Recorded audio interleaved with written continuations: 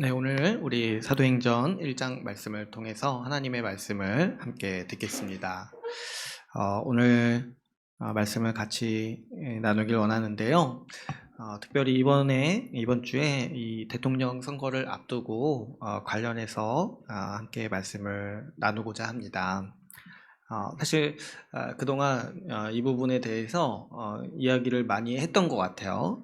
이 국가 권력의 성경적인 이해에 대해서, 그리고 우리가 선거를 어떤 자세로 참여해야 되는지, 우리가 교회와 세상, 성경적 교회에 나누면서 제가 이제 한 3-4번 정도 설교를 이 분야의 주제를 가지고 했던 것 같아요. 그래서 뭐 또 할 필요가 없겠다, 제가 이제 생각이 들었는데, 그래도 좀 말씀 간단히 나누고 중요한 선거니까 우리가 같이 함께 기도하는 시간 가지면 좋겠다 생각이 들어가지고, 제가 마지막으로 좀 선거 관련해서 우리가 어떻게 참여해야 될지 말씀을 통해서 같이 나누고자 합니다. 다음 주부터는 우리 요한계시록을 나누려고 해요. 제가 이거 말을 안 해놓으면 또 시작을 안 할까봐 미리 미리 약속을 드리고, 다음 주부터는 꼭 우리 요한계시록을 시작하려고 하니까요. 다음 주 오시기 전에 한 1-2장 정도 좀 읽어오시면 어떻겠나 생각이 들어요. 우리가 익숙하지 않은 본문들이 많이 있다 보니까 이제 요한계시록 끝까지 같이 나누려고 하는데, 우리 좀 일상 사시면서 생각나실 때 계시록 말씀 한 번 정도 읽어보고 오시기를 바랍니다. 오늘 우리가 읽은 말씀은 사도행전 1장에 이 배경이 있죠. 예수님께서 이제 우리가 복음서를 보면은 십자가에서 죽으시고 부활하신 이야기로 이 복음서가 끝납니다. 사도행전 1장은 그 뒤의 얘기들을 우리에게 전해주고 있습니다. 예수님께서 부활하신 뒤에 그럼 어떤 일을 하셨냐니까, 우리가 오늘 읽진 않았지만 1장 3절 말씀을 보면은 40일 동안 제자들을 가르치셨다고 기록하고 있습니다. 그렇죠. 예수님이 죽으신 것도 제자들에게 큰 충격이었는데, 이 부활하신 것도 제자들에게 더 큰 충격이었겠죠. 그래서 아예 인식이 바뀌고, 그때 돼서야 비로소 이해되는 성경 말씀들이 있었던 거예요. 그래서 예수님은 이 40일 동안 제자들과 함께 사시면서 아마도 40일 중에 한 10여일 정도는 부활하셨다라는 걸 계속 보여주셨을 거예요. 보고도 믿기가 힘든 현실이니까.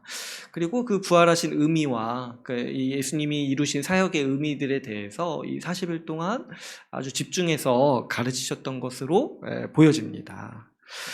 오늘 우리가 읽은 말씀은 이제 이 40일 동안 가르치신 그 가르침을 마치고 이제 승천하시는 마지막 날에 제자들과 같이 이야기를 나누시는 이 장면을 오늘 우리에게 보여주고 계시는 거죠.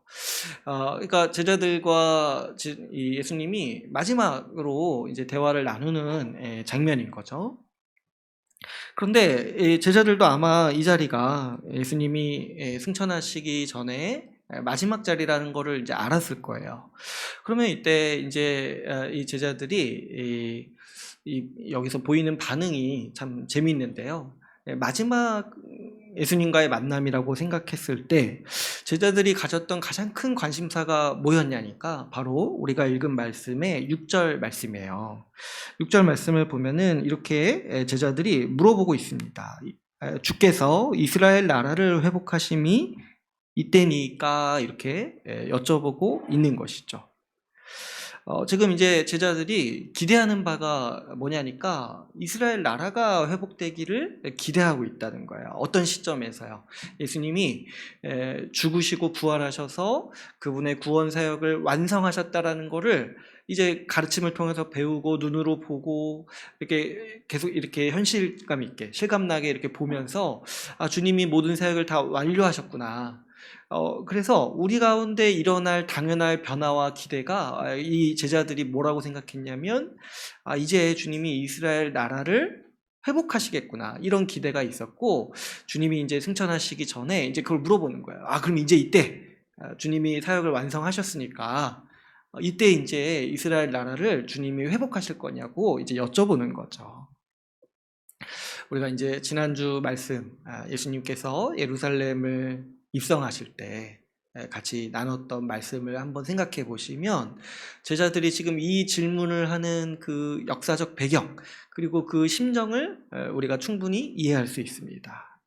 우리가 지난주에도 같이 나눴지만은 이 구약에서 이스라엘 나라는 하나님의 백성으로서 살았던 사람들이에요. 그런데 그 사람들이 율법을 어기고 우상 숭배함으로써 하나님의 계명을 어겨서 하나님은 그 이스라엘 나라를 심판하십니다.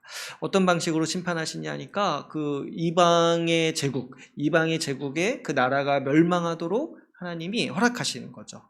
그래서 그 구약에서는 바벨론에 의해서 이스라엘이 멸망하고, 그리고 그 뒤로부터 이 유대인들, 이스라엘이라는 나라는 이 왕조를 잃어버렸다고 했죠. 다윗 왕조를 잃어버리고, 그 이제 바벨론뿐만 아니라 뭐 그 뒤에 나오는 온갖 제국들의 속국이 되어가지고, 이 지금 예수님 당시에는 또 어떻습니까? 로마 제국의 속국으로서 살아가고 있던 사람들이었어요. 그런데 이 사람들이 이제 유대인들이 구약에서부터 이거를 굉장히 못 견뎌하고 힘들어하는 거예요. 근데 하나님께서 이 선지자들을 보내시면서 주셨던 그 구원의 약속이 뭐냐니까, 내가 이스라엘 나라를 회복하시겠다는 말씀이었다고 했어요. 이 선지자들이 약속했던 게 어떤 방식으로 회복한다고 했어요. 많은 이제 이야기들이 있지만 우리가 지난주에 살펴봤던 거는 다윗결의 왕을 보내주셔서 그 이스라엘의 왕조를 다시금 회복하시겠다라는 약속을 주셨다는 거죠. 그래서 이 당시 유대인들이 생각했던 구원이라는 게 어떤 모습이냐니까, 다윗결의 왕이 오셔서 우리 과거의 다윗 왕국이 회복되는 거예요. 여러분, 항상 이 성경에서 구원 이야기는 이 국가 권력과도 밀접한 관계가 있어요. 한번 여러분 출애굽기도 한번 생각해 보시면, 이스라엘 민족이 자신들을 구원해 주옵소서 이렇게 하나님께 구하면서도 원했던 그 구원의 삶이 어떤 거였습니까? 애굽에서 노예살이 하던 곳에서 우리를 빠져나오게 해달라는 간청을 드렸던 거죠. 지금 이제 이스라엘 이 유대인들도 예수님 당시에 가장 원했던 게 뭐냐면, 이 로마 제국의 속국에서 우리가 해방되기를 원했던 거예요. 그래서 이러한 이해를 우리가 하는 게 중요해요. 우리는 이제 구원받는 게 죽어서 천국 가는 거라고 생각을 하는데, 성경에는 제가 누누이 말씀드리지만 그런 개념이 없다고 했어요. 새로운 세상이 시작되는 게 구원의 개념이에요. 새로운 나라, 하나님께서 세우시고 하나님께서 다스리시는 그 강대한 나라가 우리를 지배해 주는 거. 지금 나를 지배하고 있는 다른 세력이 떠나가고 그것을 하나님께서 물리쳐 주시고 하나님께서 나를 다스려 주시는 새로운 나라가 시작되는 게 성경이 말하는 이 바로 구원의 모습인 거죠. 지난주 우리가 나눴던 말씀도 한번 생각해 보시면, 예수님께서 예루살렘에 들어가실 때 이 나귀의 새끼를 타고 입성하시는 그 모습이 구약의 예언이 예수님을 통해서 성취되는 것을 보여주신다고 우리가 나누었습니다. 예수님이 구약이 예언한 왕의 모습으로 예루살렘에 들어가자 사람들은 그걸 보고 환호했다고 했어요. 왜냐하면 그게 무슨 의미인지 알았기 때문이죠. 호산나, 주여 구원하옵소서, 이 호산나를 외치면서 어떤 걸 환호했냐니까, 오는 우리 조상 다윗의 나라여 이렇게 외쳤다고 했죠. 그러니까 이 지금 제자들도 그렇고 유대인들도 그렇고 구원이라는 걸 딱 생각했을 때 생각하는 게 뭐냐니까, 다윗의 왕국이 회복되는 거예요. 이스라엘 나라가 회복되는 거예요. 바꿔 말하면 새로운 나라가 시작되는 거예요. 그런데 이제 우리가 다 알다시피 이 제자들도 그렇고 유대인들도 그렇고 가장 이제 예수님께 실망했던 게 뭐였냐니까, 이 로마 당국에 잡혀가지고 십자가에서 죽으신 일이에요. 로마를 무찌르고 로마 제국과 싸워서 이길 거라고 기대했던 다윗계열의 왕이신데, 이상하게도 로마 장국에 잡혀서 로마의 사형제도인 십자가에서 죽으시는 것을 보고 제자들이 다 도망갔죠. 그리고 이스라엘 민족들도 이때 다 동참하면서 욕하고 조롱했어요. 그런데 이 제자들한테 지금 놀라운 일이 벌어진 거예요. 아주 그 희망이 깨졌는데 어떻게 된지 나중에 보니까 예수님이 부활하신 거예요. 그러니까 지금 이 제자들의 그 인식과 그 사고는 굉장한 혼란 가운데 지금 있는 거예요. 처음에 예수님이 로마 제국과 맞서서 우리를 구원해 주실 거라고 믿었는데, 우리를 해방시켜 주실 정치 지도자라고 우리 생각했는데, 지금 죽으셨다는 거예요. 그때 이제 모든 소망이 깨졌어요. 그래서 도망갔는데 주님이 부활하셔서 나타나신 거예요. 그러니까 지금 이 사람들이 느끼는 그 혼란, 그리고 뭐랄까요, 정말 완전히 새로운 차원의 세상을 보는 듯한 느낌을 이 사람들이 받는 것이죠. 그런데 이 사람들이 예수님의 부활을 보고 다시 이제 소망이 일어나는 거예요. 우리의 구원이 끝난 게 아니구나. 예수님의 부활을 보면서 이 제자들의 모든 생각과 인식이 바뀌게 되는 거죠. 그래도 그럴 것이, 여러분, 이 부활은 우리의 인식과 사고를 모두 바꾸는 사건이에요. 새로운 세상이 시작됐다라는 신호탄인 것이죠. 그래서 이제 제자들이 예수님의 부활을 보고 또 40일 동안 예수님의 가르침을 가지면서 마음이 부풀어 올랐어요. 아주 그 소망이 정말 충만해진 거죠. 어떤 소망이냐니까, 이제 세상이 바뀌겠구나. 이제 새로운 세상이 시작되겠구나 하는 소망을 가졌던 거예요. 그런데 여전히 이 제자들에게도 한계가 있었습니다. 이 제자들이 생각하는 새로운 세상, 하나님이 회복하시는 새로운 세상이 여전히 어떤 거에 머물러 있었냐니까, 우리 이스라엘이라는 나라를 회복시켜주는 것이라고 여전히 생각했던 거예요. 이 새로운 세상, 새로운 나라, 이런 거 생각해 볼 때 사실 우리는 기존에 우리가 가졌던 생각에 덧붙여서 상상하기 마련이죠. 이 당시 제자들도 항상 그 소망하고 꿈꿨던 새로운 세상, 새로운 나라 하면은 이거밖에 없는 거예요. 이스라엘 나라, 우리 민족 국가, 우리 다윗의 왕국이 회복되는 것이 이 사람들의 가장 큰 소망이었고 열망이었기 때문에 이제 새로운 세상이 시작됐다고 생각했을 때 기대하는 바가 뭐예요? 하나님께서 우리 이스라엘 민족, 이 중동의 예루살렘을 통해서 새로운 나라를 세우시겠구나, 이 생각을 했던 것이죠. 그래서 제자들이 지금 이 질문을 하고 있습니다. 이스라엘 나라를 회복하심이 지금 이때입니까? 그런데 이제 여러분 모두가 잘 아시다시피 제자들은 아직도 예수님이 세우시려는 하나님 나라가 어떤 모습인지를 사실 모르고 있는 거예요. 그럴 수밖에 없어요. 전혀 지금까지 경험해보지 못할 새로운 차원의 나라, 하나님 나라가 이제 시작될 건데 아직 경험해보지 못했으니까 이전에 가졌던 과거의 생각들로 지금 예수님이 하시려는 일을 예상하고 있는 것이죠.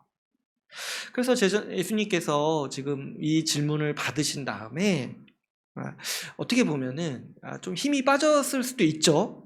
지금 내내 30년이 아니라 공생애 내내 가르치고 죽으시고 부활하신 다음에 그리고 40일 동안 가르치셨는데 여전히 지금 제자들의 인식은 어디에 머물러 있는 거예요? 그 예루살렘에 입성했을 때 그 시점에도 여전히 머물러 있는 거예요. 아직도 지금 예수님이 어떤 일을 하시려는지 아직도 그 대강이라도 감을 못 잡고 있는 거예요. 그래서 이제 어떻게 보면은 예수님이 힘이 굉장히 빠지시고 또 얼마나 힘 빠지시겠습니까? 지금 마지막인데 직접적으로 가르치는 거는 마지막인데 지금 요태 이제 이스라엘 나라 회복하는 거에 대해서 물어보고 있으니까 참 어떻게 보면은 참 예수님도 힘 빠지셨겠다 라고 생각이 들 수가 있습니다. 그런데 예수님은 이러한 그 질문에 대해서 꾸짖지 않으시고 사실은 되게 지금 맥락을 이해 못하는 질문인데 예수님은 제자들의 질문을 이해해 주셨어요. 그래서 꾸짖지 않으시고 굉장히 너그러우시게 이 앞으로 세워질 나라가 어떤 세상인지를 가르쳐 주시는 힌트를 주세요. 그게 이제 오늘 예수님께서 말씀하시는 7절, 8절 말씀입니다. 제가 옛날에 이 말씀을 볼 때는 예수님이 좀 혼내시는 거라고 생각을 했는데 가만 보면은 예수님은 7, 8절을 통해서 앞으로 세워질 나라가 어떤 세상인지에 대해서 말씀해주고 계세요. 특별히 오늘 8절 말씀을 보면은 우리가 아는 유명한 말씀이죠. 우리 같이 한번 읽어볼까요? 8절 말씀 같이 함께 읽어보겠습니다. 시작. 성령이 너희에게 임하시면 너희가 권능을 받고 예루살렘과 온 유대와 사마리아와 땅끝까지 이르러 내 증인이 되리라 하시니라. 아멘. 지금 이 말씀이요, 저는 옛날에 예수님이 다른 대답을 하시는 거라고 생각을 했어요. 그렇지 않습니까? 얼핏 보면 그래요. 그 제자들은 이스라엘 나라가 지금 회복되는 게 맞냐 이렇게 물어보시는데 7절에서 예수님은 때와 시기는 너희가 알 바가 아니다. 그리고 8절에서 갑자기 성령이 임하시면은 너희가 내 증인이 될 것이다. 이렇게 이제 말씀을 하시잖아요. 그러니까 어떻게 보면은 다른 대답을 하시는 것 같아요. 그런데 자세히 보시면은, 그리고 우리가 이제 뒤에 무슨 일이 일어나는지를 잘 생각해 보시면 예수님이 아주 부드러운 방식으로 제자들에게 앞으로 펼쳐질 세상이, 너희들이 경험할 나라가 어떤 나라인지를 가르쳐주고 계신다라는 것을 우리가 충분히 이해할 수 있습니다. 지금 예수님은 이 얘기를 하고 계세요. 하나님이 세우시는 나라, 예수 그리스도께서 왕이 되셔서 세우시는 나라는 이스라엘이라는 특정 민족을 위해서 저 중동 지방이라는 그 지역에 세워지는 나라가 아니라는 것을 아주 부드럽게 제자들에게 일러주고 계시는 거예요. 예수님께서 새롭게 세워지는 나라는 인간의 이 제자들이 기대했던 것처럼 인간의 제도와 권력과 권세로 세워지는 그런 정치적인 세력의 나라가 아니라는 것이죠. 성령이 너에게 임하시면 세워지는 나라, 성령의 능력과 그 성령의 인도하심에 따라서 세워지는 그 나라를 하나님, 지금 예수 그리스도께서 세우시겠다라고 말씀하십니다. 그리고 주님은 너희가 증인이 된다고 말씀하셨어요. 이 새로 세워지는 나라는 어떤 인간의 제도와 어떤 인간의 문화로 세워지는 나라가 아니라 바로 예수 십자가 복음을 듣고 아는 사람, 그 증인이 된 사람으로 인해서, 그 복음의 능력으로 인해서 세워지는 나라인 것을 주님은 가르쳐주고 계시는 것이죠. 또 주님께서는 이 나라에 대해서 몇 가지 정보를 더 주시는데요. 하나님께서 새롭게 세우시는 나라는 예루살렘이라는 그 중동의 어느 지역에 있는 한 지역에서 세워지는 나라가 아니라는 거예요. 어떻게 말씀하십니까? 예루살렘과 온 유대와 사마리아와 땅끝까지 이르러 세워지는 전 지구를 포함하는 새로운 나라가 세워진다라고 말씀하십니다. 또 특별히 민족에 대해서도 말씀하시는 거예요. 예수님이 새로 세우시는 나라는 유대인만의 나라가 아니라는 거예요. 여기서 지금 예수님은 예루살렘 온 유대뿐만 아니라 사마리아를 얘기하시는데, 사마리아는 그 당시 사람들에게는 어떤 지역이냐면 혐오하는 지역이에요. 그 유대인들이 굉장히 싫어하고 미워하고 혐오하는 지역이에요. 지금도 그렇죠. 이 팔레스타인 지역을 유대인들이 굉장히 혐오하잖아요. 이때 당시도 더 심했어요. 이 사마리아 지역을 굉장히 싫어했어요. 우리나라로 따지면 마치 우리가 남과 북이 나누어져서 싸우고 번복하는 것처럼 사마리아 지역은 이 유대인들에게 원수와 같은 지역이었어요. 그런데 예수님이 세우시는 나라는 그 사마리아에 있는 사람들도 포함되는 지역이라는 거예요. 그러니까 너희의 원수도 포함되는 지역, 나라라는 거예요. 그러니까 사실 이렇게 얘기하면은 모든 민족을 포함하신다는 얘기와 같은 거예요. 그래서 사마리아와 그 바로 이어서 땅끝이 나오는 거예요. 예수님께서 새로 지어지는 나라는 유대인만을 위한 어떤 민족 국가가 아니라 모든 민족과 열방과 모든 지역을 포함하는 새로운 나라를 예수님이 세우시기를 원하신다라는 것을 이 8절에서 아주 이 부드러운 방식으로 우리 제자들에게, 그리고 오늘날 이 말씀을 읽는 우리들에게 주님은 가르쳐주고 계시는 것이죠.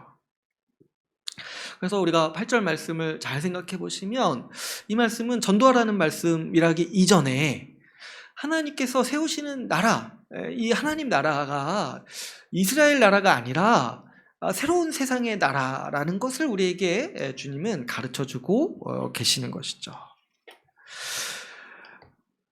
이 제자들이요, 이 말씀을 이때 당시에는 잘 이해하지 못했는데 뒤에 가서는 아주 분명하게 이해해야 하게 됐던 사건이 있습니다. 그게 뭐냐니까 바로 사도행전 2장에 일어나는 사건들이에요.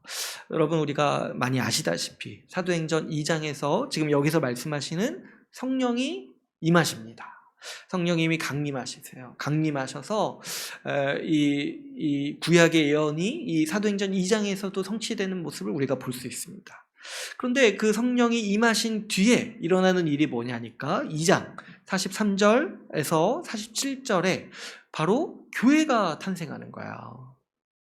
어떤 모습의 교회가 탄생합니까? 모든 물건을 서로 통용하고 날마다 마음을 같이하여 모여서 말씀을 나누고 떡을 떼면서 예수 그리스도의 은혜를 기억하고 누리는 그 교회라는 공동체가 탄생하는 거예요. 완전히 새로운 세상, 완전히 새로운 회복된 하나님 나라를 이 제자들이 그때 맛보면서 경험하면서 알게 되는 것이죠. 그뿐만 아니죠. 우리가 사도행전의 끝까지 읽다 보면은 어떤 일들이 일어납니까? 이방인들이 이 교회에 들어오는 현상이 일어나는 거예요.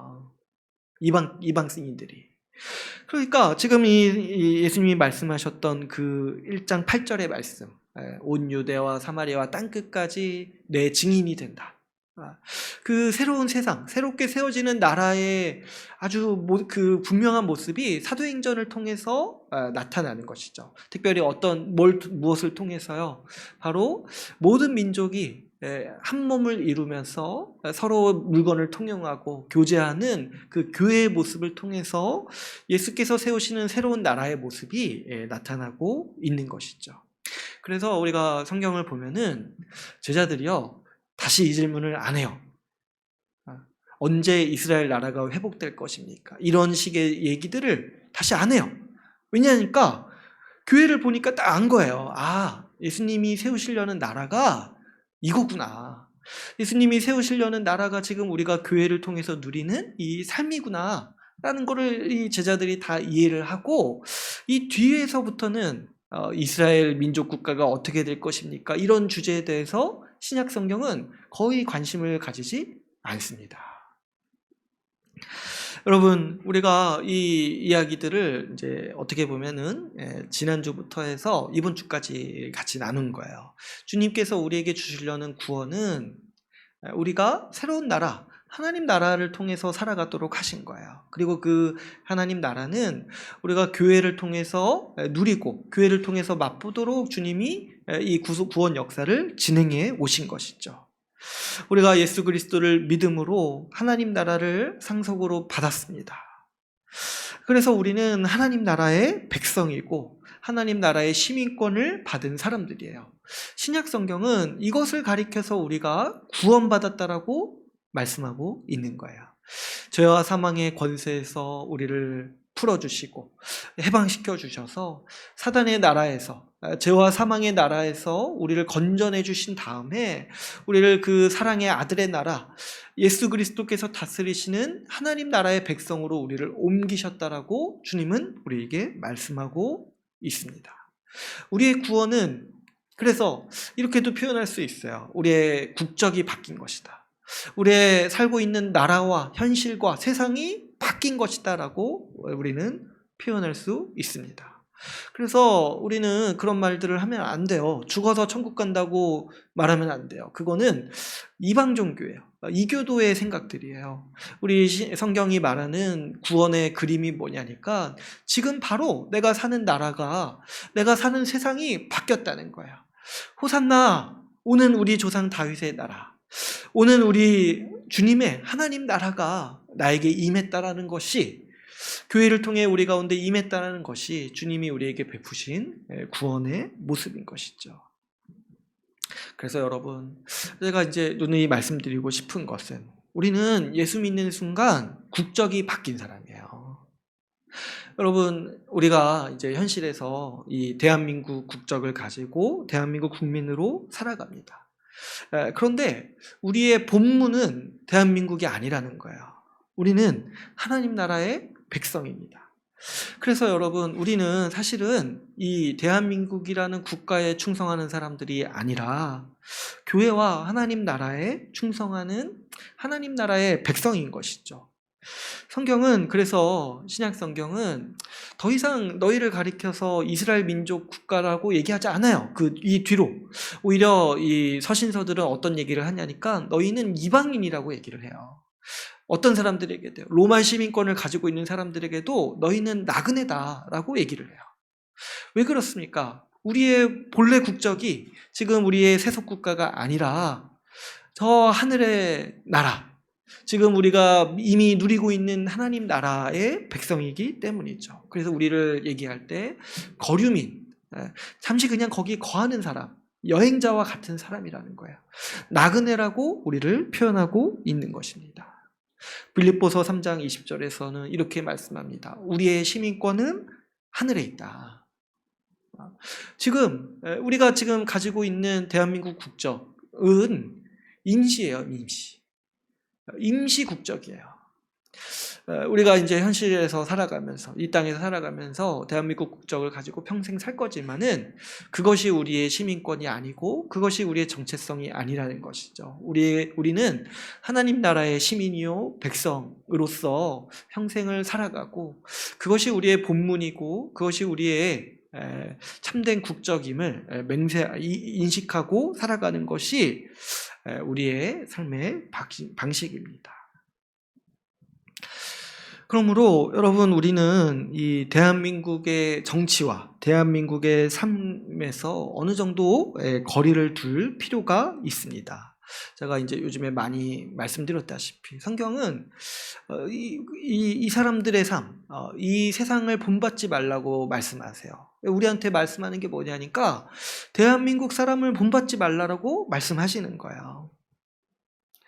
또 무엇입니까? 이 대한민국의 이 정치나 대한민국을 운영하는 그런 어떤 이 권력 관계도 사실상 우리에게는 이방 국가의, 다른 국가의 정치와 비슷한 현실인 거예요.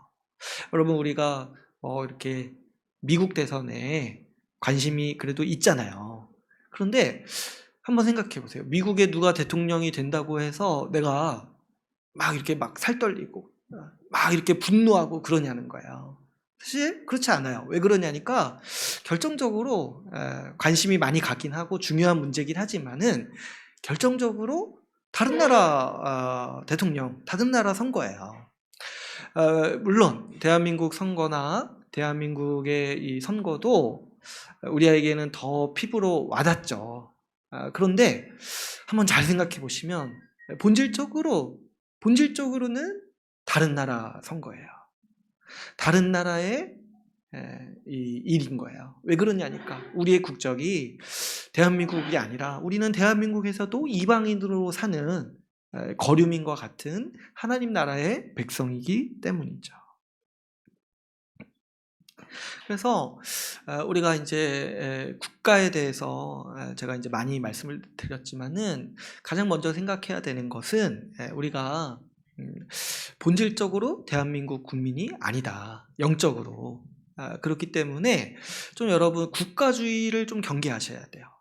국가에 충성을 다하고 국가의 마음을 다 쏟는 거 경계하셔야 돼요. 그래서 제가 한번 말씀을 드린 적이 있었는데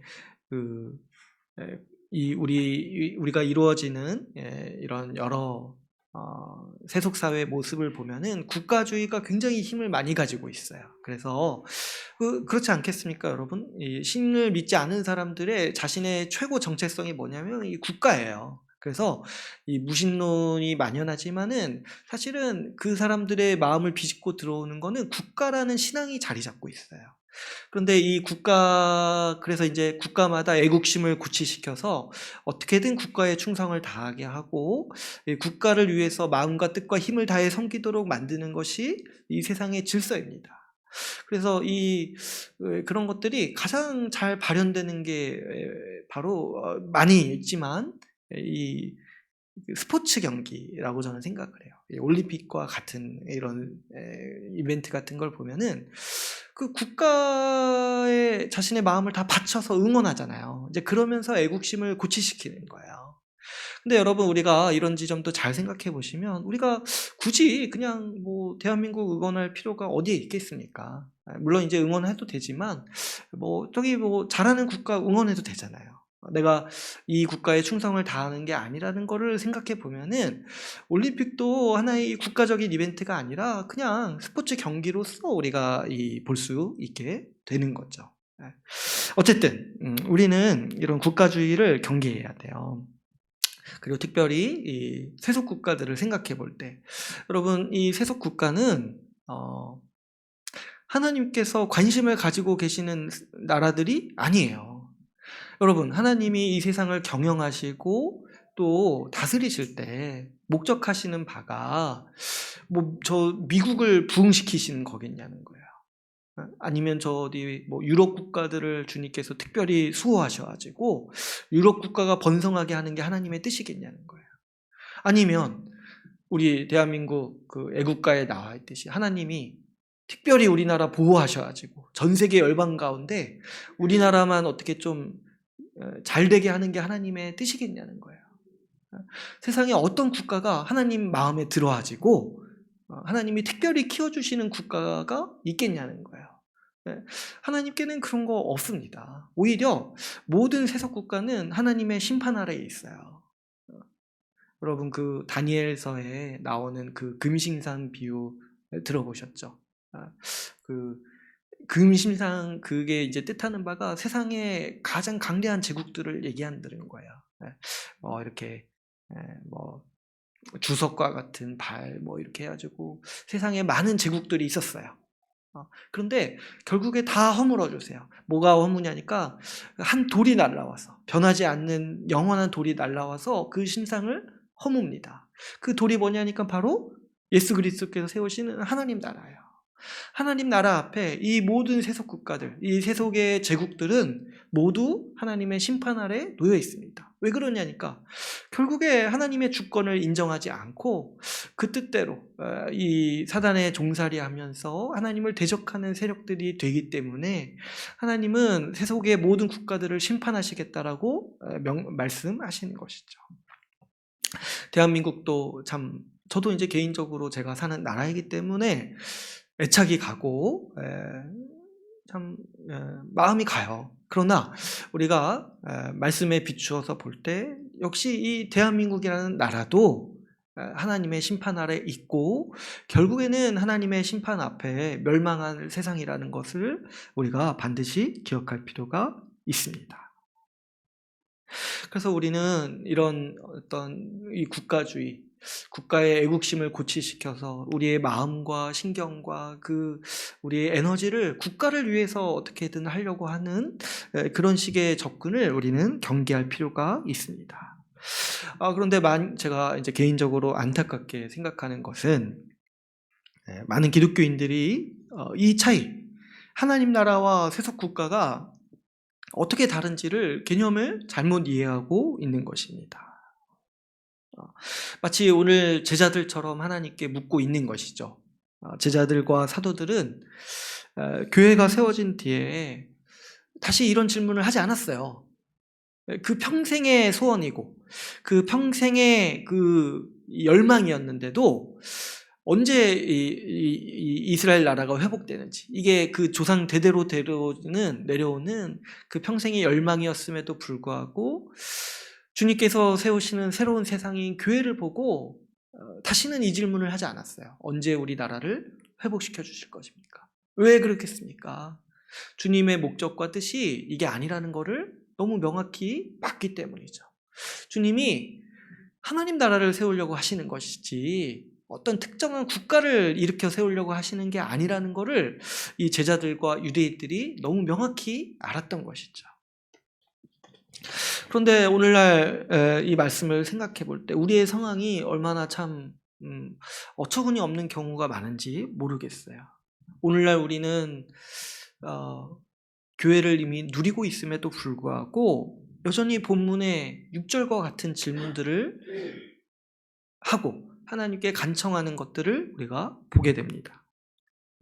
하나님께 6절과 같은 비슷한 간청을 하게 되는 거예요. 주님, 대한민국을 회복시켜 주옵소서. 이 사람이 대통령이 되게 해주옵소서. 이런 간청을 우리가 하고 있다는 거죠. 근데 사실 이러한 간청이 오늘 이 6절의 질문과 유사한 이 간청인 거예요. 근데 한번 잘 생각해 보세요. 주님이 왜 대한민국을 보호해 주셔야 됩니까? 주님은 그 대한민국을 위해서 지금 일하시는 게 아닌데, 그래서 사실상 우리가 말씀을 잘못 이해하고 있는 어떤 방향이라고 볼 수 있습니다. 어떤 교회, 어떤 성도들은 이 일에 대해서 너무 큰 사활을 걸어요. 어떤 목사님들은 특정 후보를 지지하는 게 하나님의 뜻이라고 엄포를 놓습니다. 제가 보니까 뭐 누구 지지하면 지옥 간다 이렇게 얘기하시는데, 저도 뭐 함부로 말을 못하겠지만 그분이 갈 것 같은데. 복음을 왜곡시키는 거잖아요. 예수 믿어서 주님이 구원하신다고 했는데 살면서 누구 지지하면 지옥 간다는 게 도대체 어디에 나옵니까? 아주 반성경적인 태도고, 이런 어떤 부분에서 좀 이 성경을 왜곡하고 있다. 지금 주님의 관심이 대한민국 대선에 있는 게 아니에요, 여러분. 우리 주님은 오늘 말씀에서도 보듯이 교회에 관심이 있으세요. 세상 나라가 어떻게 되든지 이런 것보다도 주님은 교회에 마음을 두고 계세요. 그래서 아마 주님이 오늘날에 우리한테도 이렇게 말씀하실 것 같아요. 그런 거 관심 끄고 성령 받아서 복음에 충성이 되라. 미국이나 대한민국을 기독교화하는 게 주님의 목표가 아니에요. 교회가 회복되고 교회가 부흥하고 교회가 우리 주님께 충성되는 게 우리 주님의 목표예요. 주님은 오늘 말씀처럼 우리에게 말씀하십니다. 그것은 네 알 바가 아니다. 그건 내가 알아서 하겠다. 너는 복음을 전해라. 너는 교회를 세워라. 교회의 한몸됨을 지켜라. 힘써 지켜라. 우리 주님은 오늘날 우리에게 말씀하십니다. 우리 하나님께서는 한국에 어떤 정권이 들어서는 것보다, 미국의 어떤 정권이 들어서는 것보다 교회를 더 중요하게 여기십니다. 교회가 우리 주님의 목적이에요. 그리고 사실 우리의 현실을 생각해 볼 때 우리한테 가장 급한 기도는 교회가 회복되는 거예요. 사실 대한민국이라는 나라, 제가 이제 객관적으로 봐도 참 놀라운 나라예요. 그 한반도 역사에서 가장 강력한 국가가 아닐까 싶어요. 대한민국이. 지금 전 세계 뭐 경제도 10위권 아니고 군사력도 10위권 아니고 장난 아니에요, 보니까. 그러니까 한반도 역사상 가장 어떻게 신기하게 땅덩어리는 가장 작은데 힘은 가장 센 국가가 돼버렸어요. 한반도 역사상. 언제 그런 국가가 있었습니까, 한반도에. 그래서 참 놀랍죠. 대단한 나라라고 저는 생각해요. 그래서 대한민국은 어떻게 보면 잘 돌아가고 있어요.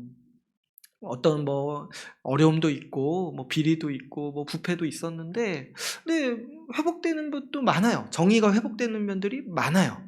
그래서 볼 때 참, 국가를 위해서 그렇게 큰 관심이 필요 없겠다, 에너지가 필요 없겠다, 잘하네. 근데 이제 교회를 보면은 너무 마음이 미워지는 거예요. 교회를 보면 교회는 지금 너무 힘든 상황 가운데 있어요. 한국 교회는 특히. 지금 이제 대선에 누가 대통령 되는 것보다 지금 우리한테 너무 관심이 가고 마음에 사무치는 게 뭐냐면 한국 교회가 너무 힘을 잃고 있다는 거야.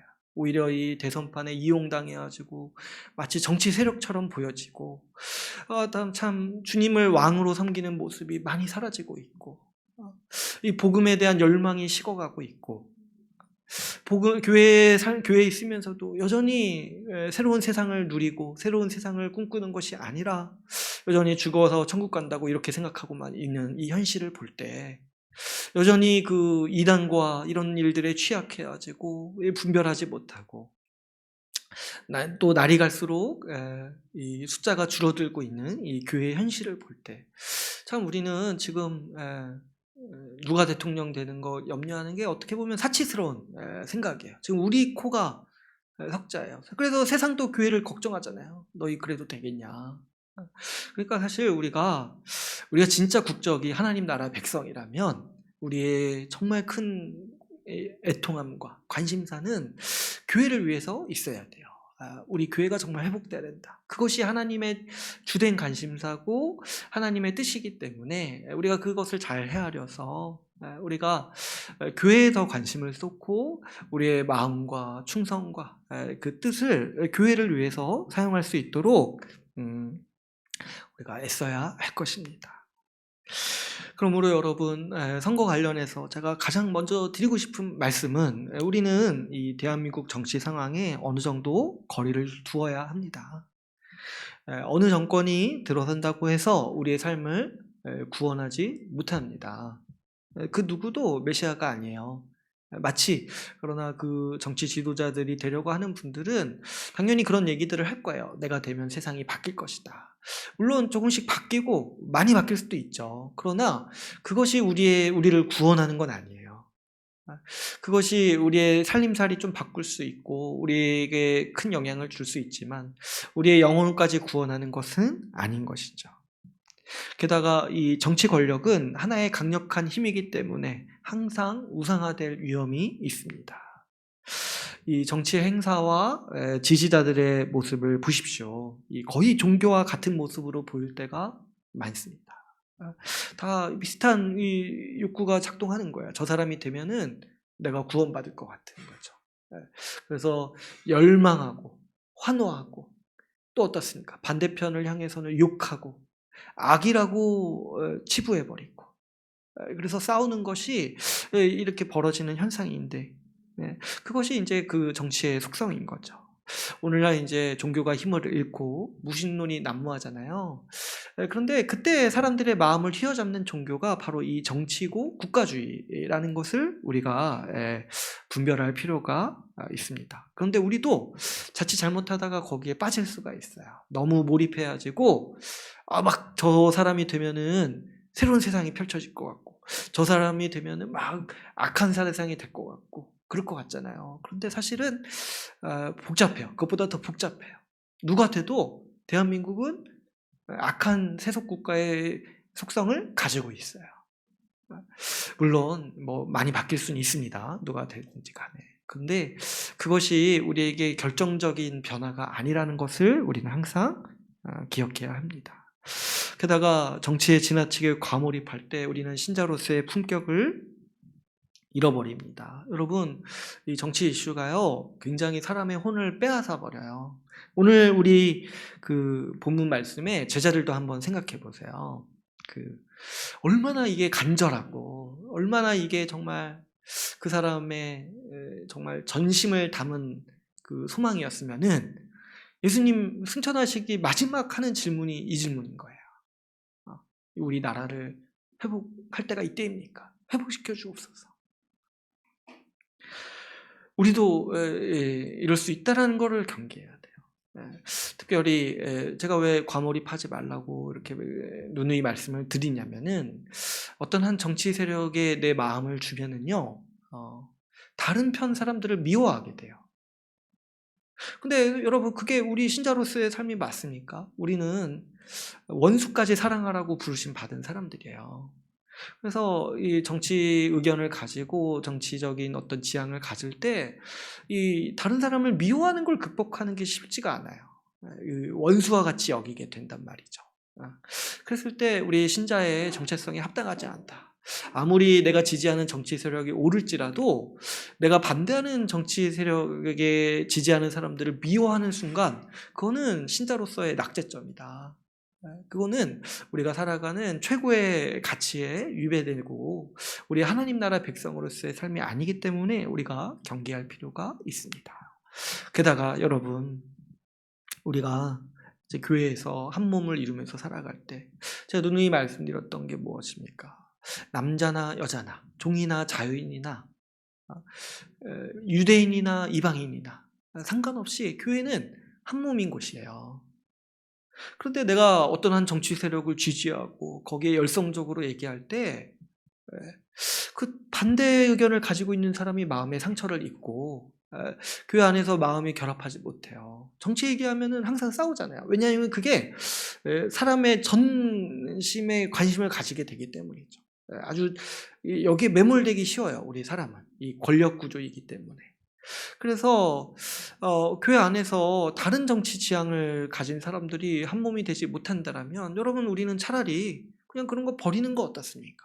정치적 신념 그게 뭐가 대수입니까? 우리 주님의 말씀에 충성되어 살아가는 것이 우리의 최우선의 가치인데 내 어떤 신념에 의해서 내 형제가 실족할 수 있다라면 나와 정치적 이념이나 생각이 다른 사람이 한 몸을 이루기 어렵다라면은 그거는 우리에게 아주 헌시짝처럼 버릴 만한 가치인 거죠. 정치적 신념이라는 거는. 그렇기 때문에 우리가 정치에 지나치게 과몰입하여가지고 내가 마치 어느 정당, 어느 세력의 뭐 당원이 되어가지고 이렇게 그 세력이 득세하는 것을 위해서 내 시간을 내고 돈을 내고 이런 것들은 우리가 지향하는 것이 마땅합니다.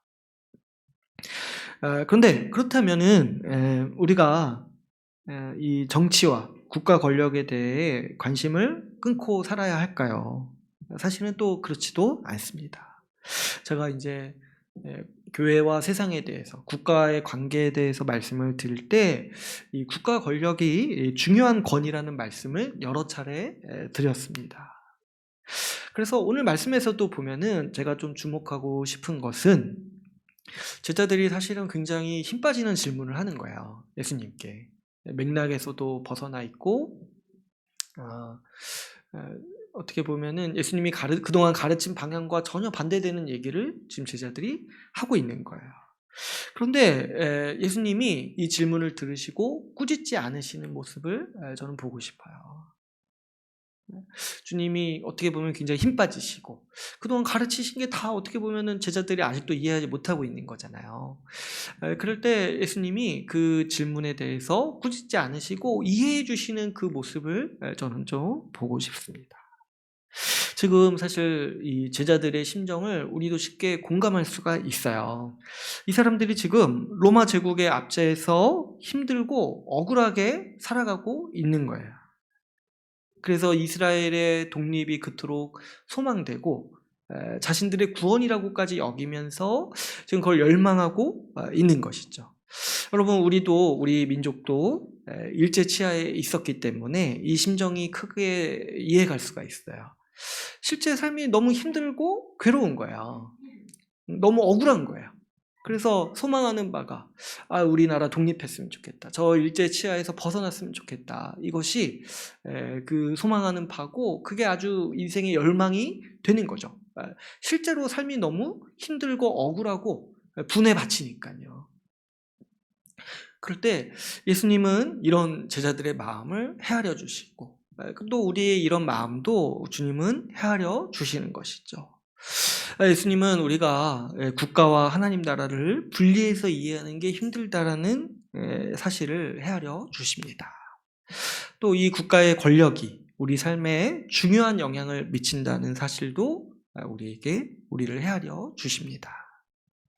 그래서 성경의 다른 곳에서 주님은 교회가 국가를 위해서 기도하라고 우리에게 말씀하십니다. 우리와 본질적으로 우리의 영적인 생활과 우리의 신앙생활과 크게 상관은 없지만은 그래도 실제로 우리 삶에 큰 영향을 미치기 때문에 주님은 특별히 우리를 배려하시고 또 우리를 헤아려 주셔서 국가를 위해서 위정자들을 위해서 기도하라고 신약 성경을 통해서 우리에게 말씀하고 계십니다. 우리 디모데전서 2장 말씀을 한번 볼까요? 뒤로 좀 넘기시면 되겠죠. 디모데전서 2장 1절에서 2절 말씀을 함께 보도록 하겠습니다. 제 성경책에는 337페이지에 있습니다. 디모데전서 2장 1절에서 2절 말씀 우리 같이 함께 찾으신 다음에 우리 같이 봉독해 보도록 하겠습니다. 같이 읽겠습니다. 시작. 그러므로 내가 첫째로 권하노니 모든 사람을 위하여 간구와 기도와 도구와 감사를 하되 임금들과 높은 지위에 있는 모든 사람을 위하여 하라. 이는 우리가 모든 경건과 단정함으로 고요하고 평안한 생활을 하려 함이라. 아멘. 주님은 주변 사람들을 위해서 기도하라. 그것이 섬기는 일이고 그것이 돕는 일이니까 그렇게 하는 것이 우리 신자의 마땅한 삶이고 그것이 우리 신자의 품격이다. 이렇게 지금 말씀을 하시는 거예요. 그런데 특별히 그 위정자들을 위해서 기도하라고 말씀하십니다. 왜 그러냐니까 우리가 모든 경건과 단정함으로 고요하고 평안한 생활을 하기 위해서 하라는 것이죠. 그렇죠. 우리가 이제 다른 나라라고 생각할 수 있어요. 그래서 우리랑 크게 상관이 없다고 여길 수 있습니다. 본질적으로는 그렇습니다. 그런데 실제로는 우리가 이 대한민국이라는 터전에서 살아가고 있기 때문에 우리가 살아가는 국가가 우리 삶에 많은 영향을 미칩니다. 어느 정도로 영향을 미치냐니까 우리가 잘못되면은, 우리 국가가 잘못되면은 고요하고 평안하게 살아갈 수 없을 정도로 영향을 미친다는 거야. 그러니까 우리 실제 삶에서도 굉장히 큰 영향을 미친다는 거죠. 실제로 우리 초대교회도 생각해 보면은 로마가 교회를 박해했을 때는 지하에 들어가서 생활했어요. 그 정권을 피해서 생활하고. 그러니까 사실은 어마어마한 불편을 안고 박해 가운데서 살아갔죠. 그뿐만 아니라 이 국가 권력이 어떻게 행사되냐에 따라서 우리 삶의 양상이 많이 바뀝니다. 그래서 주님께서는 이 국가를 위해서, 국가의 위정자들을 위해서 특별히 기도하라고 우리에게 권면하고 계시는 거죠. 그런데 이 말씀은 주님께서 우리에게 베푸시는 큰 은혜고 큰 자비의 말씀이라고 볼 수 있습니다. 사실 여러분, 세속국가는 주님의 계획에 그렇게 큰 중요한 요소가 아니에요. 주님은 하나님 나라를 세우시기 위해서 지금 세상의 역사를 진행해 오고 계시는 거예요. 그 목적에 비하면 저 미국도 그렇고 러시아도 그렇고 중국도 그렇고 다 한낱 도구에 지나지 않습니다. 그런데 주님께서 특별히 우리에게 자비를 베풀어 주신 게 뭐냐면 그냥 너희가 국가를 위해서 기도하면은 그걸 내가 듣겠다는 거예요. 왜 그러냐니까 우리가 그 안에서 살아가고 있기 때문이죠. 그래서 우리에게 자비를 베풀어 주시는 거예요. 너희가 살고 있는 국가를 위해서 기도하면은 내가 그것을 듣겠다라고 주님은 약속해주고 계시는 거죠. 특별히 교회를 위해서 주님은 그 기도를 들으신다는 거예요. 왜요? 교회가 온전하고 고요하고 평안한 생활을 하면서 경건한 신앙생활을 할 수 있도록 주님께서 도우시기 위해서 주님은 이 세속국가의 안녕과 평안도 다스리시고 통제하고 계신다라는 거죠. 그래서 이런 주님의 그 말씀이 얼마나 자비로운 말씀인지 모르겠어요. 원래는 우리가 세속국가, 우리가 다 몸담고 있는 국가를 위해서 기도할 때 주님이 그게 나랑 뭔 상관이 있냐라고 말씀하시는 게 맞죠. 우리 주님께서 뭐하러 왜 특정 국가를 보호하셔야 됩니까? 그런데 주님께서 그 기도를 들으신다는 거예요. 왜 그러냐니까 우리가 그 안에서 살고 있기 때문에. 우리의 삶에 큰 영향을 미치고 우리가 그 안에서 신앙생활을 하고 교회가 살아가고 있기 때문에 주님은 우리 교회를 위해서, 교회가 국가를 위해 하는 기도를 잠잠히 들으시고 그것을 그 기도를 통해서 국가를 또 다스리시고 인도하신다라는 것을 우리가 말씀을 통해서 볼 수 있습니다. 그러니까 여러분, 우리가 너무 큰 과몰입을 하는 것도 경계해야 되지만은 사실은 또 관심을 너무 안 갖는 것도 경계할 필요가 있어요. 국가 권력이 잘못됐을 때 우리에게 큰 영향을 주고 또 우리 사회의 여러 약자들과 많은 사람들에게 큰 영향을 주기 때문이죠. 제가 이제 로마서 13장을 많이 여러분과 나누었는데요. 로마서 13장에 보면은 하나님께서 국가의 권위를 직접 세우셨다라고 말씀하고 있습니다. 근데 이 하나님께서 국가 권력을 세우신 목적이 뭐냐면은 악한 자를 벌하고 선을 권면하기 위해서, 권선 증악을 위해서 국가의 권력을 세우시고 위정자들을 하나님의 사역자로 부르셨다라고 주님이 말씀하셨다고 했습니다. 그래서 주님은 국가 권력도 우리 교회를 위해서 세우신 거예요. 우리 그분의 백성을 위해서. 그리고 이 일반 사람들도 그냥 일반 은총의 은혜를 누리기 위해서 국가 권력을 세우신 거예요. 악이 처벌받지 않으면은 악이 창궐하기 쉽죠. 공권력이 없는 사회에서 우리가 마음 놓고 살아가기가 힘듭니다. 왜 그러냐면 악이 행해졌을 때 나를 지켜줄 힘이 없기 때문이죠. 그래서 주님은 국가 권력을 통해서 악이 창궐하는 것을 막고 일반적인 사람들도 질서 안에서 생활할 수 있도록 국가 권력을 세우셨다라고 말씀하고 있습니다. 그리고 선을 권면하기 위해서도 세우셨어요. 복지를 실현해서 일반적인 시민들도 기본적인 생활권을 누릴 수 있도록 주님은 특별히 이 국가의 권력을 세우신 것이죠.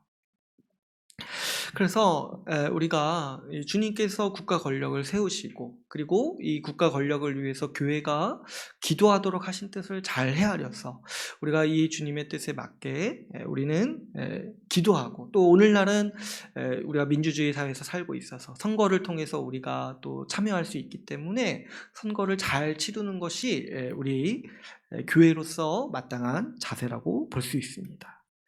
여러분, 국가 권력이 올바로 세워지지 않을 때 우리 삶이 심각하게 위험을 받습니다. 오늘날에도 이게 보면은 이 정치 지도자의 잘못된 결정으로 수많은 사람들이 이 전쟁의 끔찍한 고통을 겪고 있습니다. 그것이 우리 구원과 관련된 문제는 분명 아니지만은 사실 자신의 터전을 다 잃어버리고 생명을 잃어버리고 사랑하는 사람들의 생명을 잃어버리는 일이 얼마나 또 우리가 살아갈 때 견디기 힘든 고통이겠습니까? 그러니까 우리 삶에 큰 영향을 미친다는 거죠. 국가 권력이 현실적으로. 우리 대한민국도 국가 권력이 잘못 세워졌을 때 어떤 경험을 했는지 그 근현대사를 보면은 많이 볼 수가 있어요. 실제로 수많은 사람들이 죽었습니다. 잘못된 국가 권력의 행사로 인해서 뭐 이렇게 몇십 년 전을 생각하지 않아도 최근만 봐도 우리가 세월호를 기억해 보면 국가 권력이 제대로 기능하지 못했을 때 생명이 죽고 얼마나 끔찍한 일을 겪게 되는지 우리는 피부로 와닿게 배워서 잘 알고 있습니다. 무엇보다 여러분, 우리가 기독교인으로서 또 이웃을 사랑하라고 부르심 받은 사람으로서 이걸 생각하셔야 돼요. 국가 권력이 잘못 세워지면요, 가장 크게 피해를 받는 사람들은 이 사회의 약자들이에요.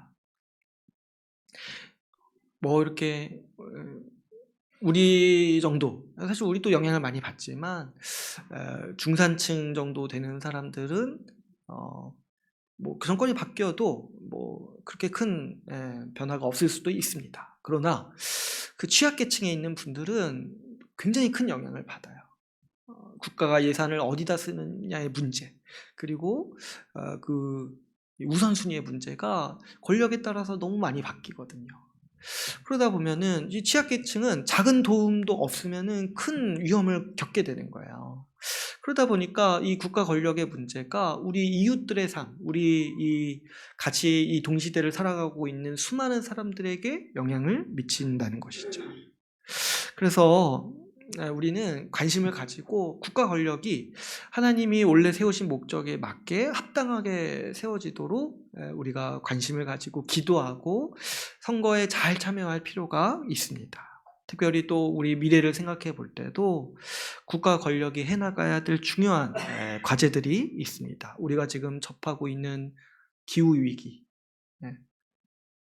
얼마 전에 뭐입니까? 딸기값이 엄청 올랐잖아요. 이것도 다 기후 때문에 그런 거라고 하더라고요.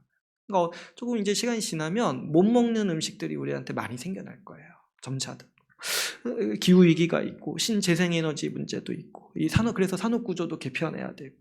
근데 이거 어떻게 우리가 개인적으로 합니까? 내가 뭐 집에서 전기 아껴 쓴다고 해서 세상이 조금 더 기후가 변하고 그러지 않잖아요. 그러니까 국가적 차원의 대응이 필요해요. 또 보건대 이 코로나 위기를 좀 회복해야 되는데 이게 국가의 힘이 많이 필요합니다. 저는 이제 교회에 올 때 걸어서 오는데 참 마음이 아픈 게 상가들이 너무 힘들어요. 보면은 바뀐 상가들이 너무 많고 그 임대에 걸려 있는 상가들이 너무 많은데 제가 살아가면서 본 어느 때보다도 많은 것 같아요. 그런 거 볼 때마다 참 제가 한 번도 가지 못했던 가게에 와서 약간 죄책감도 들고 미안하기도 하고 너무 마음이 안타깝고 그런 거 볼 때 좀 국가가 힘을 써서 그런 문제들을 해결할 필요가 있습니다. 우리 개인의 힘으로는 해결할 수 없기 때문에 앞으로 이러한 과제들을 잘 해결할 정부가 들어서는 일이 굉장히 중요합니다. 그러므로 여러분, 우리가 정치에 과몰입하는 일도 경계해야 하지만은 관심 없이 외면하는 일도 똑같이 경계해야 마땅합니다. 주님께서 세우신 소중한 권위예요. 국가 권력이. 그래서 주께서 그 국가 권력을 세우신 목적에 합당하게 정부를 운영할 사람과 정당이 권력을 잡도록 기도하고 우리가 선거에 참여할 필요가 있습니다. 그래서 여러분 우리가 기도하고 선거에 잘 참여합시다. 특별히 몇 가지 우리가 어떻게 잘 선거에 참여해야 될지 몇 가지 제가 세네 가지 권면을 좀 드리고자 합니다. 물론 어떤 정치 세력이 절대적으로 옳다 이거를 경계해야 돼요. 그런 거 없습니다. 근데 이제 선거 때는 선택을 해야 되니까 우리가 이제 어떤 선택이 가장 지혜롭고 합리적일지 제가 이제 몇 가지 생각해 볼 때 한 가지 경계해야 될 태도가 여러분 우리가 비합리적인 선택을 경계해야 돼요. 어떤 거냐니까 좀 아무런 생각 없이 그냥 인상에 의해서 투표하는 거를 경계해야 된다는 거예요. 제가 초등학교 때 생각해 보면 초등학교 때 반장 선거 하잖아요. 근데 제가 초등학교 때 생각해 보면 초등학교 반장 선거의 주요한 이슈는 요즘은 또 그런지 모르겠는데 제가 경험했던 거는 남자가 몇 명 나오냐 여자가 몇 명 나오냐였어요. 그래가지고 여자가 2명 나오고 남자가 1명 나오면은 남자가 된다는 거예요. 그러니까 왜 그러겠습니까? 자기 그냥 거기에 아무런 상관없이 그 사람이 어떤 사람이냐에 그 상관없이 자기 그냥 같은 성별에 투표를 한다는 거죠. 이런 식의 우리의 합리적인 이성을 마비시키는 어떤 선동 구호나 그런 식의 태도를 우리는 경계해야 돼요. 세상 사람들은 그렇게 하는 경우가 굉장히 많습니다. 그러나 우리는 이걸 알잖아요. 이게 어떤 일을 하는 건지 알잖아요. 하나님이 세우신 권력을 올바로 사용하기 위해서 우리의 권위를 행사하는 거니까 우리는 그런 어떤 무지성적으로 좀 비합리적으로 투표하는 것들을 경계해야 됩니다. 이와 비슷한 식의 논리가 뭐냐니까 이런 것들이에요. 교회 다니는 사람을 뽑아야 된다. 아니 그럴 필요 없어요. 국가 권력은 주님께서 그 교회만을 위해서 세우신 것도 아니고 이 기독교 국가로 만들기 위해서 세우신 권력이 아니에요. 교회를 안 다녀도 절 다녀도 상관없어요. 국가의 그 의무를 잘 할 수 있는 사람이 돼야 하는 것이죠. 특별히 우리나라는 뭐 이렇게 빨갱이다, 공산주의다 이런 얘기하면서 편가르는 말들이 많습니다. 이거예요. 여러분 그 초등학교 반장 선거에서 남자 뽑아야 된다, 여자 뽑아야 된다 하는 얘기랑 똑같은 거예요. 본질상. 똑같은 그 비합리적인 생각인 거예요. 아주 근거 없는 선동이라고 받아들이시고 이런 얘기 주장하는 쪽을 오히려 뽑지 말아야 됩니다. 한번 생각해 보시면 우리나라 지금 우리 대한민국 국가 뭐 정권 교체 많이 됐잖아요. 저쪽도 많이 가져가고 이쪽도 많이 가져갔고 양쪽이 많이 한번 그래도 여러 번 했잖아요. 근데 언제 공산화된 적이 있습니까? 지금 오히려 보면은 민주주의 지수가 아주 세계에서 손꼽힐 정도로 올라가고 있어요. 그러니까 이런 거짓말과 선동에 휘말리면 안 되고 이런 주장을 하는 쪽을 오히려 우리는 선택하지 말아야 되는 거죠. 또 이제 제가 경계하는 이런 이제 비합리적인 투표는 그 사람이 그 사람이다라고 얘기하는 거예요. 둘 다 뭐 똑같다, 3명당 똑같다 이렇게 얘기하는 거 저는 굉장히 경계해야 된다고 생각합니다. 이거는 굉장히 무지성적인 거예요. 한두 시간만 제대로 알아봐도 이런 말을 못 하는데 그냥 이렇게 지나가는 얘기 몇 번 듣고 한 5분 판단하고 하는 얘기인 거예요. 사실은 진짜 한두 시간만 제대로 알아봐도 하늘과 땅 차이가 납니다. 단지 우리가 제대로 알아보지 않고 신경을 제대로 안 쓰기 때문에 그냥 마음 편히 내뱉는 게 그 사람이 그 사람이다 이런 거예요. 근데 사실 그렇지 않습니다. 그 대통령 선거에 나올 정도의 사람이라면 그 사람이 어떤 정당이든 상관없이 대단한 사람이에요. 이 선거에 나오는 게 쉽습니까? 그러니까 보통 사람이 아닌 거예요. 그러니까 그동안 살아온 궤적이 있을 거 아닙니까? 또 특별히 나오시는 분들이 대부분 50세 이상일 거 아니에요. 그럼 그동안 뭐 이렇게 아무렇게나 살았겠습니까? 뭔가 일을 했기 때문에 이 대통령 선거에 나오는 거잖아요. 그러니까 우리가 그 사람이 너무 쉽게 얘기하지 말고 조금만 공부해 보세요. 조금만 공부해 보시면은 완전히 다른 사람, 완전히 다른 방향이라는 거를 쉽게 우리는 이해할 수 있습니다. 그리고 이게 그 사람이 그 사람이다 얘기하는데 쉽게 우리가 얘기할 때는 그놈이 그놈이다 이렇게 얘기하잖아요. 근데 사실 저는 그렇게 또 말하면 안 된다고 생각해요. 한 명 한 명이 진짜 대단한 사람이에요. 내가 함부로 그놈이라고 저도 이제 마음에 안 드는 정치인 그렇게 마음대로 부를 수는 있는데 사실 잘 살펴보면은 제가 항상 느끼는 게 아유 나보다 낫네 이런 생각이 들어요. 나보다 더 많이 사람들한테 봉사해 오셨고 이런 사람들이 굉장히 많습니다. 그러니까 너무 쉽게 그렇게 그런 자리에 나온 사람을 진짜 나보다 열심히 살아온 사람인데 그놈이 그놈이다 이렇게 말하지 마시고 한번 선거 때 한 번 정도 한두 시간 정도만 시간을 내서 자세히 알아보시는 게 저는 굉장히 필요하다고 봅니다. 어떤 사람을 좀 선택해야 될까요? 먼저는 권성징악의 질서, 이 국가의 목적을 잘 수행할 수 있는 사람이 필요합니다. 주님께서 원래 국가 권력을 세우시려는 목적이 악을 벌하고 선을 권하기 위해서 이 국가 권력을 세우셨다고 했습니다. 그래서 우리 국가가 가지고 있는 법 질서를 잘 지키고 잘 수행할 수 있는 사람을 우리가 선출할 필요가 있겠습니다. 우리나라의 속담에도 윗물이 맑아야 아랫물이 맑다 이런 속담이 있듯이 민주주의 국가에서 악한 사람이 국가 권력을 잡으면 이 국가의 법 질서의 근간이 흔들립니다. 왜 그러냐니까 사회 요직에 전부 그런 사람들을 등용하게 되면서 기강이 흔들리고 그러다 보면은 이제 그런 불법과 또 악이 창궐하게 되는 것이 마땅한 이치이죠. 그렇기 때문에 우리는 이 법을 잘 지키고 살아왔는지 이 도덕성이 그래서 우리에게 중요한 기준이 될 수 있습니다. 그래서 이런 부분을 우리가 잘 살펴야 됩니다. 왜냐하면 그 국가 지도자의 자리가 법 질서를 지키고 수호하는 자리고 하나님이 그 목적으로 국가 권력을 세우셨기 때문에 우리는 이 자질을 눈여겨볼 필요가 있습니다. 그 다음에는 복지를 잘 실현할 수 있는 사람을 우리는 선출해야 합니다. 선을 권하고 우리가 단정하고 평안하게 살 수 있도록 국가 권력을 세우셨다라고 주님은 말씀하셨습니다. 이를 위해서 여러 면에서 유능해야 돼요. 그 자원을 분배하고 갈등을 조정하는 일이요 결코 쉬운 일이 아닙니다.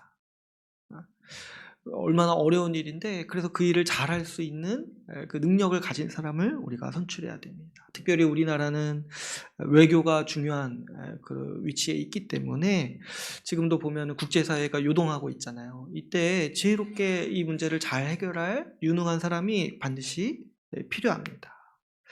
그래서 우리가 그런 실력이 있는 사람, 복지를 잘 실현할 수 있는 사람을 선출할 필요가 있겠습니다. 이 국민의 복지에 힘쓸 사람과 세력을 우리가 잘 분별해야 하는데요. 특별히 우리 사회의 가난한 자들, 약자들을 대하는 태도가 어떠한지를 유심히 볼 필요가 있습니다. 주님께서도 그 이스라엘 국가를 말씀하실 때 그 하나님의 정의가 어떤 것이었냐면은 고아와 과부를 돌보는 것이었어요. 그것이 하나님이 세우시는 나라의 모습이었던 거예요. 물론 이제 세속 국가에 그 정도 기준을 요구할 수는 없지만은 여기에 하나님의 지혜가 있다는 생각이 들어요. 국민을 위해서 국민의 일반적인 복지를 위해서 힘쓰는 사람의 주요 관심사가 어디에 있냐니까 이 사회의 약자들을 어떻게 할 것인가에 관심을 둬야 된다는 거예요. 그래서 여러분들이 면밀히 살펴보실 때 공약이나 어떤 정책을 살펴볼 때 우리 사회 약자들에 대해서 어떤 시선을 가지고 있고 어떤 방향성을 가지고 있는지, 관심이 있는지 없는지 이런 부분을 우리가 잘 살펴봐야 합니다.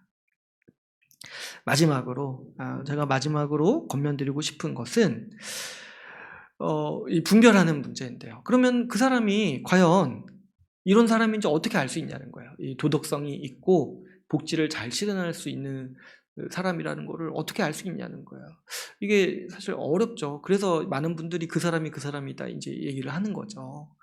그런데 제가 이제 부탁드리고 싶은 거, 권면드리고 싶은 거는 사실은 이게 쉽지가 않습니다. 그 사람이 어떤 사람인지를 파악하는 게, 내 옆에 있는 사람도 깜짝깜짝 놀랄 때가 있는데, 저기 TV에 나오는 사람이 어떤 사람인지 우리가 어떻게 파악을 합니까? 그래서 사실 지속적으로 관심을 가지지 않는 한 좀 어려워요. 그래서 약간의 공부가 필요합니다. 그 사람을 알기 위해서. 그 사람을 알기 위해서 약간의 공부는 하는 게 좋다. 그래서 당부드리고 싶은 거는 좀 이렇게 헤드라인만 보고 그냥 인상만 가지고 판단하지 마시고 공부를 해보시라. 그런데 이 공약을 살피기보다는 그 사람의 과거의 삶을 살피기를 권면드립니다. 이 공약집을 보면요, 저도 이제 몇 번 봤는데 과거에 제가 공약집 보다가 운 적이 있어요. 너무 슬픈 얘기를 써놔가지고 제가 공약집 보다가 울었어요. 너무 동정심이 막 일어나가지고. 그러니까 공약집에는 다 좋은 얘기를 써놔요. 다 좋은 얘기를 써놔요. 좋은 공약들을 다 해놔요.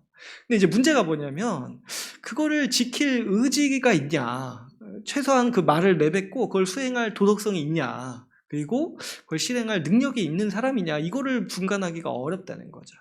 그러니까 공약집을 보면은 누가 돼도 우리나라는 천국이 될 거예요. 그 대한민국은 그대로 다 하면은.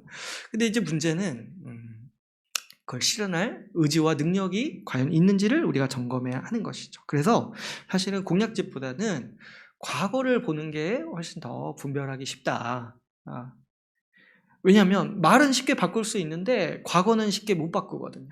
그 사람이 어떻게 무엇을 행하며 살아왔는지는 잘 못 바꾸고 왜곡하기도 쉽지 않습니다. 그래서 제가 아까도 말씀드렸지만 선거에 나올 정도 된 사람이라면은 과거에 실적이 있고 경력이 있는 사람들이잖아요. 그러니까 과거의 자료들이 수없이 많이 남아 있어요. 그래서 조금만 찾아봐도 알 수 있고, 그러니까 과거에 어떤 삶을 살았는지를 잘 한번 살펴보세요. 과거에 정말 법질서를 수행해야 어떤 사람인가, 그리고 이 가난한 자를 위해서 관심을 가지고 그 문제를 해결하기 위해서 노력하고 성과를 거뒀던 사람인가, 과거에 어떤 일을 해왔는가를 잘 살펴보면서 우리가 그 사람을 가늠해 볼 수 있습니다. 좀 이제 공부해보기 어려우면은 그 지지자들한테 한번 물어보세요. 지지하는 사람한테 어떤 사람이냐, 과거에 뭘 했냐, 이런 것들을 한번 물어보세요. 양쪽 다 한번 물어보시고, 양쪽이 아니죠. 지금 12명 나왔나요? 한번 물어보세요. 물어보시고, 과거에 어떤 사람인지 알아서 그 사람의 진심을 좀 알고 우리가 분별해서 선거에 잘 참여했으면 좋겠습니다. 무엇보다 우리가 같이 함께 기도하기를 원합니다. 기도해서 우리 대한민국이라는 국가가 많은 사람들을 이롭게 하는 그런 국가가 되기를 우리가 함께, 교회에 주신 주님의 권리이기 때문에 우리가 잘 행사해서 기도하기를 원합니다. 이제 오늘 말씀을 맺겠습니다. 오늘 우리는 선거에 임하는 교회의 자세에 대해서 같이 함께 말씀을 나누었습니다. 주님은 우리가 충성할 하나님 나라로서 교회를 주셨습니다. 우리의 시민권은 하늘에 있습니다. 우리는 복음에 충성하는 사람들이고 교회를 위해 기도하는 사람들입니다. 그러나 동시에 주님은 우리에게 국가를 위해서 기도하라고 말씀하십니다. 하나님께서 국가 권력을 친히 세우셨으며 국가 권력이 우리 삶에 많은 영향을 미치기 때문입니다. 우리가 이 두 가지를 잘 기억합시다. 어떤 정치 세력이 일방적으로 선이라고 여기고 악이라고 여기고 우리를 구원할 세력으로 여기는 그런 과몰입을 경계해야 됩니다. 또 너무 관심을 가지지 않아서 국가 권력이 타락한 그 상황에서도 아무런 일도 하지 않고 주님이 맡기신 그 일들을 기도와 선거를 하지 않는 것들도 역시 경계해야 마땅합니다. 우리가 선거를 위해서 기도하면서 우리가 지혜롭게 투표합시다. 주께서 대한민국에 자비를 베푸셔서 한국 국민뿐만 아니라 우리 교회가 평온한 삶을 누리기를 간절히 소망합니다. 오늘 말씀을 마치고 같이 기도하는 시간을 갖도록 하겠습니다. 우리 이 시간 기도하실 때 우리 주님께서 세우신 두 권위를 위해서 기도합시다. 특별히 오늘 말씀을 나눴는데 우리 한국교회를 위해서 먼저 기도하기를 원합니다. 한국교회는 정말 더 시급한 기도와 그 노력이 더 시급한 상황 가운데 있습니다. 그래서 사실은 우리가 더 많이 힘쓰고 관심을 가지고 교회를 위해서 기도할 필요가 있습니다. 주님께 한국교회를 회복시켜 달라고 우리 간절히 기도합시다. 그래서 주님이 베푸신 새로운 세상, 이 하나님 나라의 복락을 우리 한국교회가 온전히 회복하고 누리게 해달라고 기도합시다. 우리 왕 대신 예수 그리스도의 그 주대심이 우리 한국교회에서 회복되어서 정말 다른 어떤 것이 아닌 우리 예수 그리스도께 충성하는 우리 한국교회가 되게 해달라고 기도합시다. 그리고 우리가 살아가고 있는 터전인 한국을 위해서 기도합시다. 이번 주에 대통령 선거가 있는데 우리 국가의 5년을 또 미래를 결정할 중요한 선거입니다. 이 가운데 주님께서 우리 가운데 자비를 베풀어 주셔서 국가 권력을 올바로 사용할 수 있는 사람이 잘 선출되게 해달라고 우리가 기도합시다. 그래서 우리 교회와 우리 세상의 이웃들이 평온한 삶을 누리면서 복지를 누리면서 살아갈 수 있게 해달라고 우리 같이 함께 교회와 국가를 위해서 같이 함께 기도하시겠습니다.